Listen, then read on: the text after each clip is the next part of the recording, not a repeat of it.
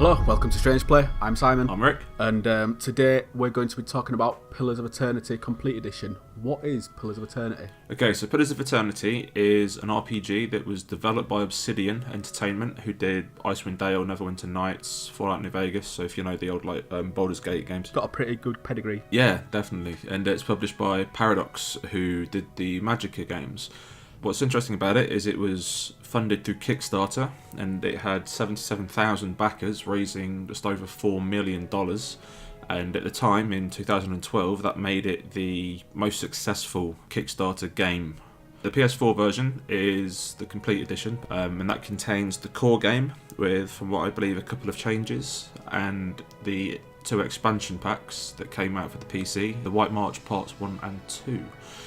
Now, like I said, it's an RPG in the same style as Baldur's Gate Neverwinter Nights, and you play a guy who is a thing called a Watcher.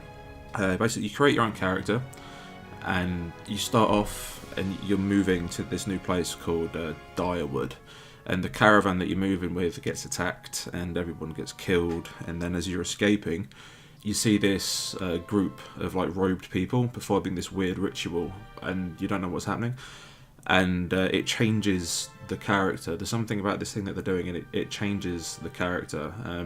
It allows them to become a Watcher, which is someone who can read souls, and it causes them to become awakened, which means that they start remembering things from their past lives. And it turns out that the Direwood is cursed by something called the Hollowborn Plague, which means that children are being born without souls. And as the main character, like the Watcher, you are trying to find out who was doing that ritual. You're chasing them down to basically get undone what happened to you. But through your awakening, you learn things about people in the world around you, and you realise that the Hollowborn Plague and the people who turned you into the Watcher are connected. And it becomes the story about trying to stop this group of people. It's It's quite in-depth. It's very cool. Yeah, that's a lot more in-depth than I was expecting it to be. Is that's in the first 5 or 10 minutes you learn this, or is it across? The first hour or so, I'd say. Right. Yeah, it starts off and you have your little tutorial, little training area, I suppose, when they're go here and do this, and then that's your caravan bit, and then that happens, and then the story kind of progresses. I don't want to go into spoiler territory, because if I was to go into full-on spoiler territory, there's so much more that I could say about the story. But I think it's best that if people are interested and want to see it, experience it for yourself, because there's some really cool things in there. So it's full-on fantasy then? Oh yeah, complete high fantasy. Witches and warlocks and stuff? Yeah, complete high fantasy. It looks cool as well. It's, again, I'm going to keep referencing Baldur's Gate and Neverwinter Nights, but they made those games, so I feel that I can do. So it's just your standard isometric Dungeons and Dragons RPG. It's not the best looking game. There's nothing special about it, but it works, and it looks good enough. Is it clean? It's easy to understand? Oh yeah, definitely. So what does the gameplay entail? Is it a third person, or? It's an action RPG, isometric style, like the old Baldur's Gate games. The world's split into different areas, the world of Direwood is split into different areas, and you explore the areas, you talk to people, you get quests. You've got a quest chain that's your main campaign chain. Right. So you're just constantly doing that. If you've played RPGs like Skyrim and things like that, then you're familiar. So is this, are the levels open world, or is it separate levels? It's separate areas. So when you're in an area, you get to the edge of it, and then you get a choice to go to the map, and then the map is literally just a map, and you select which area you want to go to, and the areas are just small self-contained areas within a bigger area. Do you ever retrace through areas, or is it constantly just a one way? Okay. I just figured that what with it being an RPG, there'd be a lot of backwards and forwards stuff. Oh yeah, there's a lot of backtracking, definitely. You mentioned the exploration and movement. How does it work? Is it tile based, or is it totally freeform? Or? It's free. You use the analog stick to control, move around. You can press triangle, which brings up a cursor, and then you can start doing it more like mouse and keyboard style, with your mouse. There's something called fast and slow mode, which is really cool. The idea is basically when you're in battle, you can put slow mode on, so you don't have to pause it when you're deciding who you're going to hit and everything. Okay. And fast mode, it says in the game, like, use fast mode to traverse around areas that you've already been to. But to be honest, I just had it on anyway. I just preferred running quickly around everywhere. It's a PC port, obviously, so how does it control on a controller? Is it fair, or would it be better with a keyboard and mouse? Well, moving around's fine, as I said, because it's on the analog stick, but when it comes to selecting stuff, it can be a bit of an issue. You've got to line yourself up perfectly with certain areas or like items of interest. Right. And it's not just a case of running up to it and pressing X, it's you run near it and then it gets highlighted and like a hand cursor appears over it. But then if you move like a millimetre or two away, it disappears. Right. So you either need to press triangle to bring up your cursor manually and then move over. And that's weird as well, because even when you're over stuff, it has the, like the no signal, like the red circle with the line through it. Yeah. It has that over it, even though you're using it. So to be like in the Goldilocks zone for like selecting stuff, you've got to be right on the spot. Yeah, and it can be a bit of a pain. Yeah, that sounds like a right pain in the ass. Yeah, and using the cursor can be a bit sluggish as well. It became a real issue during combat. So it's really easy to become overwhelmed by enemies. Right. Because you have like 6 people in your party, but then you can run around. So as you're running around the map, there's like a fog of war. Right. You can only see a few feet in front of you. So you'll be running and you'll see an enemy, and then you could go and attack it, and it's 12 mates from off screen will appear. Right. And you just get absolutely bum rushed. But even if you're using the pause option, because whenever during combat, you bring up, using the shoulder buttons, you can bring up an attack radial, which has all of your abilities on it. Right. And that pauses the game as you select your attacks and everything. The thing is, there's no way to easily select a friendly character if you're trying to heal them or do something like that. So in some games where it's possible, it's like tabbing towards them. Yeah, like we've both played World of Warcraft, and you know how when you're healing people, you can just click on their portrait. Yeah, on their portrait.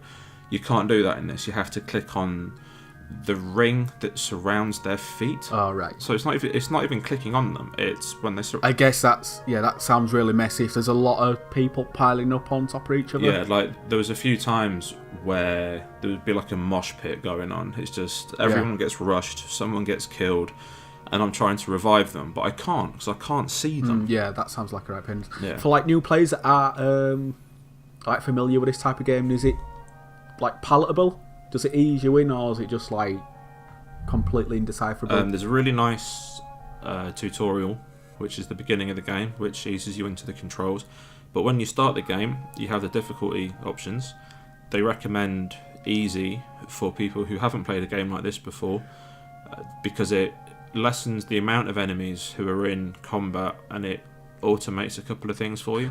You're talking about the fog of war thing. Do different units like have different viewing distance? No, it's just a flat. You just see a few feet in front of you. Yeah, that's unusual, isn't it? Like you think like a ranger would have like a better viewing. Yeah, but gameplay can be quite open, which is something that I think is really nice as well. Like there's usually more than one way to get through a situation. Like I was stuck on a boss fight where there was 2 factions, and one of them had a boss and the other one had a boss, and the 2 bosses were supposed to be fighting each other, and it was my job to try and get them to fight each other or to take one of them out. Right. I just kept trying, and I wasn't doing very well, so in the end I just went fuck it and ran off from one of the fights and kited them into the opposition's area. Right. And just let all the enemies take care of themselves, and I just picked off what was left. So the actual enemies they won't guard an area, they're not pinned to an area, they'll just aggro to wherever you can pull them on the map, or... Yeah. If you go out of the area too quickly, they'll return to their position, but if you keep teasing them, you can bring them away. And that's actually how I ended up doing several bosses. I had to pull them away from all the trash mobs that were surrounding them, because it was just too easy to get overwhelmed. Right. There's quite in-depth conversation trees going on, so when you meet people and you talk to them, you start having conversations with them, and then depending on how you answer questions, they'll respond to you differently. Mm-hmm. And there was a few times where I talk to someone, end up in a boss fight, get my ass kicked, reload it, try again, get my ass kicked, reload it, try again, but do the conversation differently. Right. And then they'd be like, oh, okay, la la la. And then that'd be it. Oh, right, so you can just completely bypass fights then by being, like, charming or threatening them or whatever. Yeah, there is actually an achievement, or a trophy, sorry, for killing, like, under 100 things. Oh, wow, so you can do, like, a pacifist run. Almost, yeah. It's called, like, Almost Pacifist or something like that, but it's there's an Almost Pacifist run. So, how is the story told? Is it just through NPCs, or do you get to points and it reveals a bit more? Like, how does it deal with the story? Well, the story's in chapters. So you have, like, your prologue, 3 chapters, then your final. Right. And each one is kind of like a little, not a self-contained story, but it definitely feels like an episode. And as I've already said, it's just a case of talk to people and you follow your quest line. But then when you get to certain areas, you know, everything will kick off and then it's the end of the chapter. Yeah, so you always know when you get into the end of a chapter as well, because something significant happens. Right. And like it really does feel like you're building to something. And yeah, there's a crescendo. Yeah, and it's really nice because it happens like several times throughout the game. It's not just a case of like doing your story and there's the thing. It's like you get this really good payoff like several times throughout the game. You feel like there's a sense of progression there, like you've achieved something. Yeah, definitely. And the DLC is the same. Like the White March, it's exactly the same. It's a new area. It's not connected to the like Direwood. It's this new place. Right. And it's all snowy and like mountainous and everything. And the first part of the White March DLC I absolutely loved. It was great because it was a new area. And it was all self-contained. It had its own little story. Then you go back for part 2, and then it's like a continuation of the story. Right. And to be honest, the White March DLC took me around 20 hours on its own. That's a long DLC. Yeah. Is that just part 1? No, part 1 was about 10 hours. Oh, right, okay. Oh, so it's sort of like the cumulative. You mentioned snow then. What is the different areas? Like jungle or... Just in the White March, right. It's snow. In Direwood, it's just like really drab countryside. Right. You know, kind of that... I suppose like European fantasy. Yeah, medieval. Yeah, it looks like that. But there's also caverns to explore, there's dungeons. It sounds like there's quite a variation then, like locales. Yeah, there's quite a good... It doesn't get boring. Talking about the combat, like you mentioned the radials, like pausing and stuff. What is any quirks to the combat? Like, do you control like everyone, or do the party attack on their own? Can they make decisions? What's that like? Is it? So you control everyone, or you have control over everyone, or you can switch AI on, and each character has very limited AI that they can use. I got through the whole game just having auto combat, basically. Right. I had everyone's AI switched on to a certain thing and just kind of let everyone go for it. I'd control my character for a bit, but even with the main character, like my character, I'd switched right. AI on and just let them go for it. Right. It works, but it's not very. It doesn't feel very rewarding. Like I felt like I was missing something. Like if you have a deeper understanding of that kind of combat system, then I do think it could be more rewarding and battles could be a bit more interesting. But for me, it just became a case of try and get one or two enemies on their own, and then just like rush them. Yeah, hit them with everything. Yeah, managing your battles. It's not the best combat system in the world. A lot of the time, it does feel broken. You know, to use the comparison again, like with the Baldur's Gate games, this game also uses a kind of modified version of the Advanced Dungeons and Dragons rules. So it feels like there's a lot of behind-the-scenes dice rolls going on, sort of your initiative against their thing and all this stuff. And sometimes that breaks, and I'd have times where like my party was just missing their attacks constantly. Like I'd be against the boss, and all I can hear is and there's like combat text in the bottom that tells you what's going on. And it's like, this character misses, this character misses, this character misses, boss misses, this character misses. And after like 10 minutes of just standing there watching everyone miss every attack that they do, I just had to reload. Does this affect the enemies as well? Do they like Yeah. have bits where it's just like they just can't hit a cow's ass with a banjo? Like they just can't do anything? Yeah, like in that regard, it's completely fair. The enemies work on the same rules that you do. Do you think that some of the fights are like just dice rolls, like complete dice rolls? They're out of your hands. Are you just at the whim at RNG? Yeah, a couple at least. It, you know, like I said, there's been times where they have been missing for 10 minutes, so I've just had to restart it, and then after restarting it, it's been fine. You know, I've got through it no problem. That sounds really, really frustrating. Yeah, and some of the battles as well can be quite long, and when you've got all your AI doing stuff and you get into a good rhythm, there's really nothing that you have to do. So it just becomes a case of waiting. Right. And that can be really boring for some of the tougher boss Your battles. hands off is just like you feel like a spectator, you're not really in. Yeah, like there was times where I'd put my controller down. Like one time I was against a boss and they got into a good rhythm and I was sat there for 5 minutes and I'm like, I am literally not doing anything. My controller was down, I was on my phone. I went for a piss, I came back, they're still going. I was like, alright, cool. So you can essentially AFK some fights and Yeah. it don't really matter. Yeah. I don't really like that. I'd like to be hands-on. Like, that seems very... I don't know, some people will like it, but I don't think it'd be for me, that whole hands-off thing. I want to be involved. Do I want to be, like, micromanaging and stuff? Like, you can do and that, but for me, when I tried it, it just slowed the combat down to a snail's pace. Right. And when I'm doing stuff like that, I kind of like the combat to be a bit snappier. Like, I'm used to snappier games. Even on like JRPGs, if I have the option, I'll turn the combat speed up. Like, I turn the battle speed up. Yeah, if I'm micromanaging everyone, the battles take forever. Define forever. 5 minutes, 10 minutes.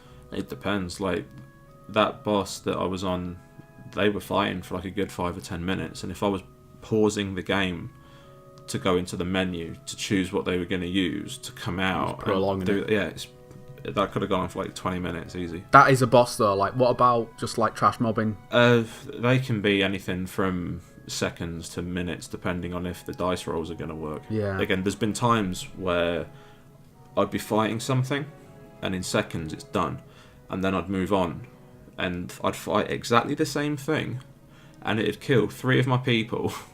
And it'd take me 5 minutes to take it out. You mentioned death there. Like, how does death work? Do they raise after, or once they're gone, are they gone? Okay, so you've got 2 health bars, really. You've got your endurance and you've got your health. Your endurance is basically like a shield. When your endurance goes down a certain bit, you'll start losing hit points, but when your endurance is gone, you're on the floor. Now, you get up at the end of the battle if you've still got hit points left. But if all of your hit points are gone, and then something attacks you, and then it takes your endurance out, you're dead. Like, that character is gone.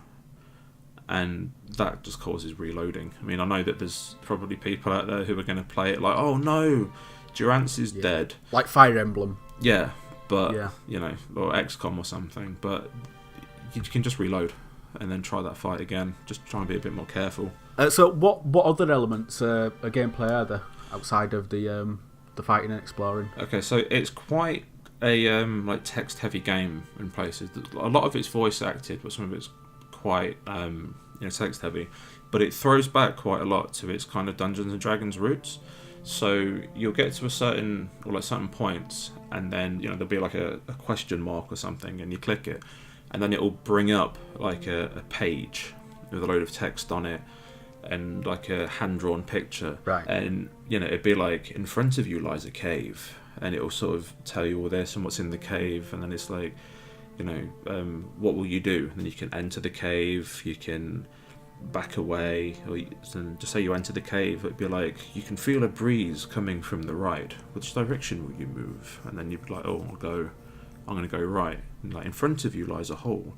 That kind of... It feels like one of those choose-your-own-adventure books. I can see that putting a lot of people off, because everyone wants everything fully voice-acted now.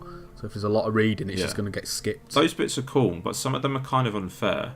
Like, one bit I did, I was on a lift. I had to activate a Right. lift. So I ran around the area, getting all the bits that I needed to activate this elevator, and I started going up, and then it brought that page, and it's like above you can hear a shrieking of this thing, and then, you know, what will you do? You can either stand in the middle and get hit, or you can spread out to the side. So I moved to the side. One of my characters, Kana, it says like, oh, Kana loses his footing and falls off the side, and you know he's holding on. Who will you send to help him? So I sent my paladin, and next text, Kana falls to his death, and then it brings you into a fight, and my fucking dude's gone. I was like, cool, but for the most part, you know, it's like it was interesting. Another gameplay element that's very cool as well, and this is something that I was a fan of in Assassin's Creed Brotherhood, I think. You, at some point in the game, during the first chapter, you get like a manor and some land, and you know, like a fort, basically like a base called Cadnua. Right. And you become the new lord of that place. So you have to spend resources, like money, basically, and time rebuilding it. And when you rebuild it, people come and visit. They ask for your help. You can build a place so then you can go and sleep there instead of sleeping at inns. Because to get health back, you have to sleep at inns, right, or camp. So you can carry 4 camping equipments with you. And then when there's no enemies around, you camp, and then that brings your health up. But you can do it in inns as well, and you get stat buffs. But when you get Cadnua, you can use your own bed, basically. Mm-hmm. They all sleep in the same bed. It's very comfortable. So you're talking about the fort, like, people come, I'm guessing, like, merchants and people come? Yeah. It just cuts down wave to travel, essentially.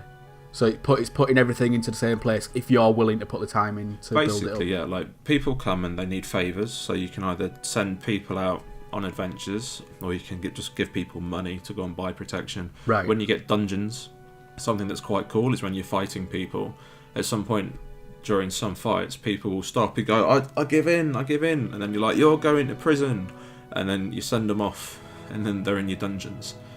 You get attacked by like bandits and things. You get taxed. There's a really cool story arc to do with Cadnua, actually, that ends in a huge battle in a field, which was very cool. I tell you what, this Joe sending the people out sounds like to me. Do you know on Monster Hunter when you get people's cards and they're in the gathering hall and you can go, hey, go hunt like Gypsaros or whatever? It's like that. It's that. That mechanic. is a great comparison. Yeah, that's pretty much how it works. Yeah. So it's like it's worth your time to like pay a visit and go like, okay, you can go. Like, it's a bit of micromanaging, like, off the adventuring. So like leveling up, how does that work? Okay, so you get experience from killing things, and you get experience from doing quests. Leveling up it takes a long fucking time. I finished the game at 60 hours, and I was level 14. Is there a cap? Originally it was level 12. But then the first part of the DLC takes it up to, and then the second part takes it up to. So I got to level 14. But that's 60 hours to do 14 levels. Like, it takes a long time. You get your main bulk of experience points from doing quests and handing quests in. And it's not the kind of game that you can grind on, because when enemies in an area are dead, unless you are doing a quest chain that means that there has to be more enemies there, they stay dead. Right. So you can't just farm areas for enemies. It does keep you moving forward, and it does keep you exploring. Given that some battles can take a long time, I think that's more of a like benefit than it is an hindrance, because like having to go like backtrack through areas or whatever and just fighting shit over and over again, where you could win, you could lose, like sounds like hell comparatively to them just staying dead. And so like, how does the leveling work? Like, does each character have its own like skill tree and attributes, or is it all just from one so thing? Like when you hit a level up, you can go into a menu and you have attribute points that you need to distribute between various attributes, things like intellect and stuff like that, or the different names that they have for that. And then you can get a new ability, and then sometimes you can get a new spell as well. just depending on the level that you're on.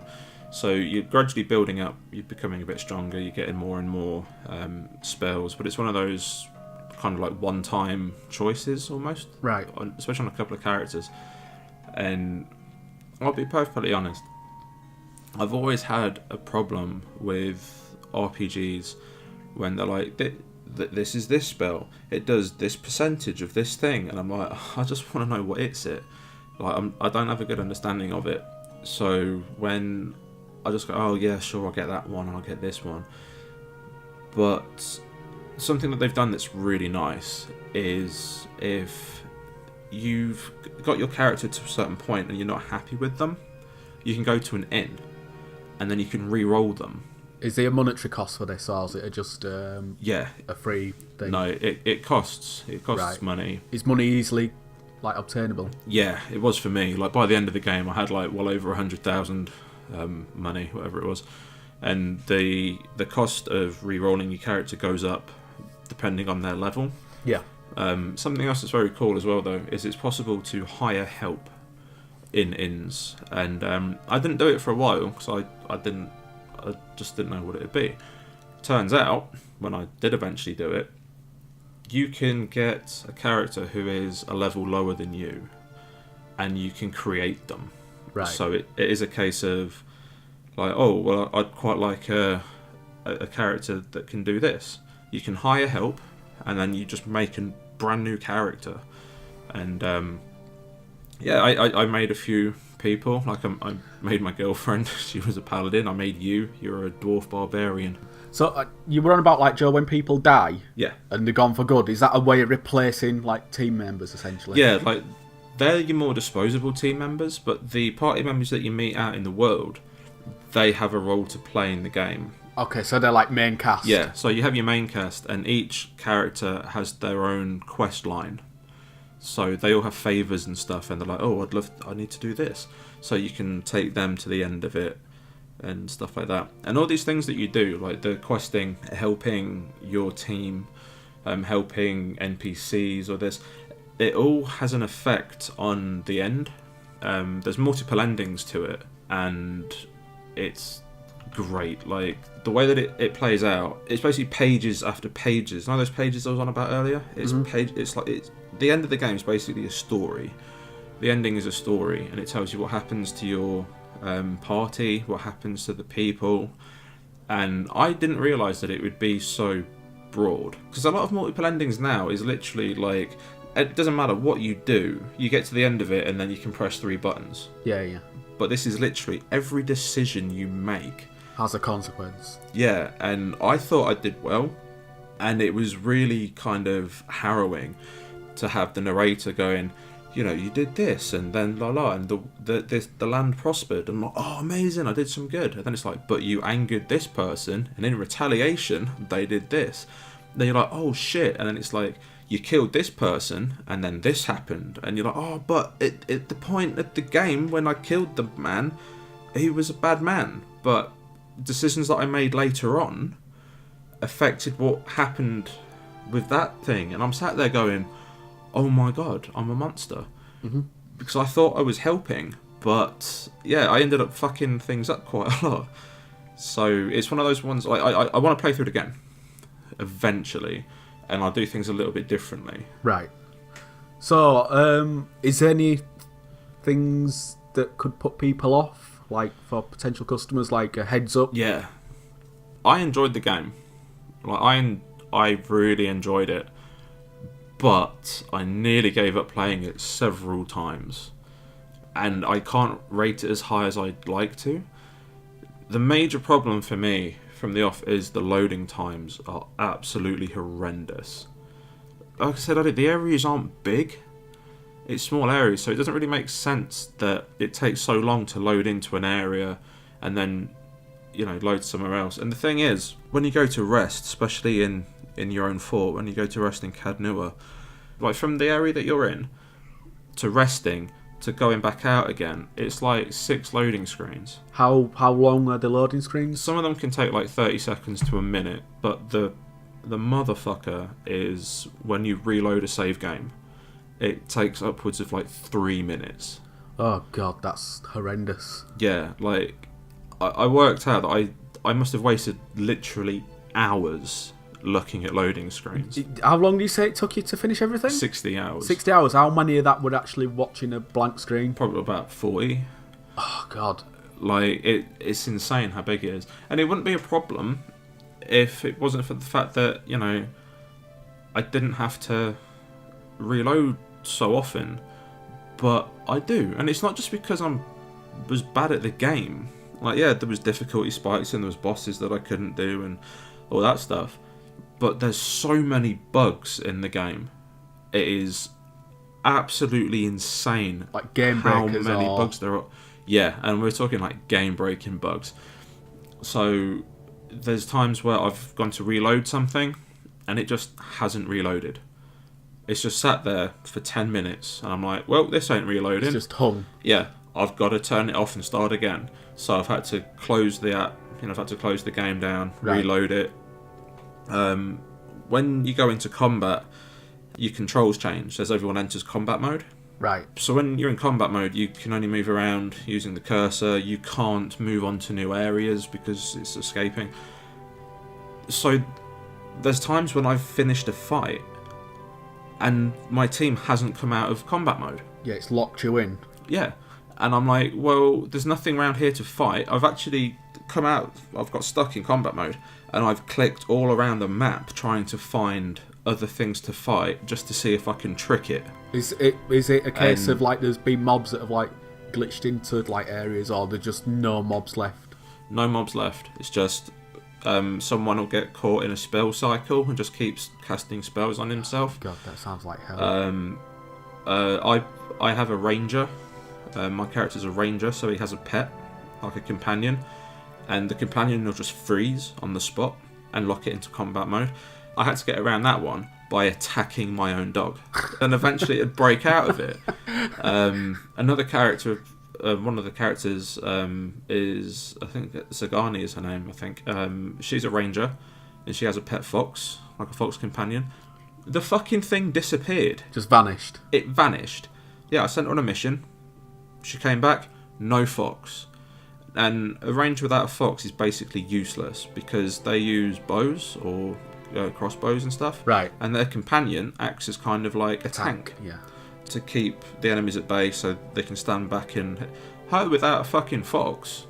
Just useless. Yeah. Garbage. Character movement animations would break constantly and they'd just like glide around like frozen mannequins. One bit, I was talking to people, and as it activated the talking scene, all the NPCs in the area just broke into T poses. So there's actually cutscenes then, like full-on cutscenes, like talking? No.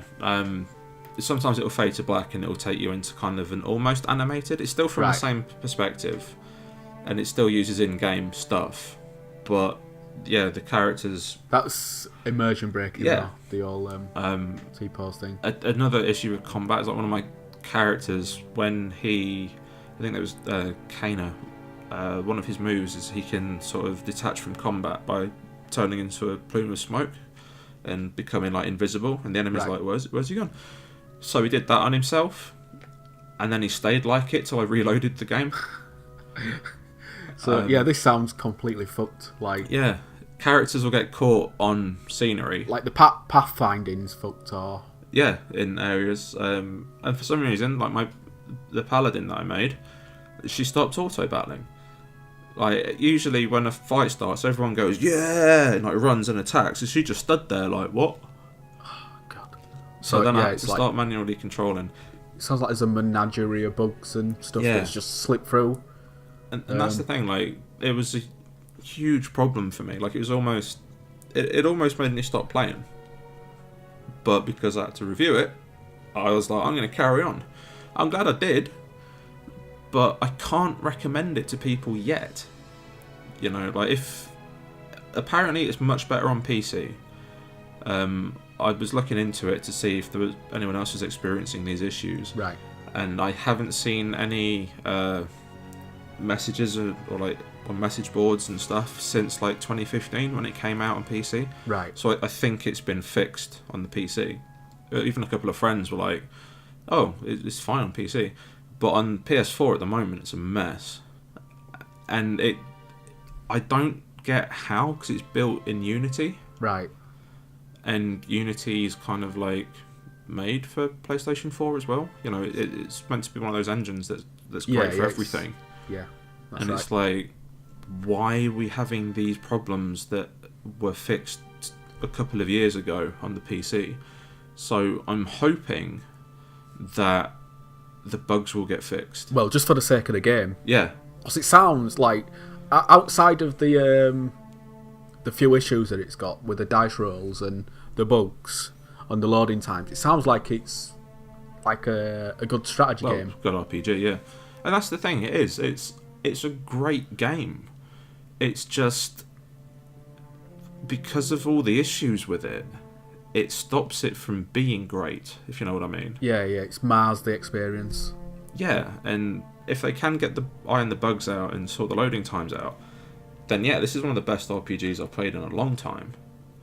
But because of all the issues that are just like marring it, it's a really, I feel like quite conflicted with it. Yeah. So could you recommend it now? Could you say to someone, "Hey, go buy this," or is it a case of telling people to wait for a patch, like keep an eye on it or get it in a sale? For me, I'd say wait till it's in a sale, because by that time hopefully it will have been patched several times, so a lot of the issues that I've mentioned will be gone, or much better. And if they're not, you haven't paid full price for a game. Now, what I will say is, it's definitely worth full price because of all the content that you get in it. Like, it took me 60 hours to do. Like, that's a big game, but I wouldn't risk it. That, it's like, what, 40 quid, 50 quid? I wouldn't risk that amount of money on a game that has so many issues. Mm-hmm. So for me, it's like, yeah, play it, and I do highly recommend people play it, but I also recommend that they wait until it is cheaper, until they see it in a sale in 6 months' time, because 6 months is enough time to get patching, basically, and hopefully by then Get patched in and price drop. it will be the game that it deserves to be. Well, the game that it is on PC. Yeah. So, who would you recommend? Like what type of player would you recommend this game? I recommend this to fans of Baldur's Gate, Neverwinter Nights, and to be honest, The Witcher. It's that level of fantasy. It's that kind of style of fantasy. And in the original Witcher, it's actually possible. There is a control option where you can bring the camera out and use your mouse to click around like one of those old school isometrical RPGs. Yeah. Yeah, so for people who like those games, highly recommend it.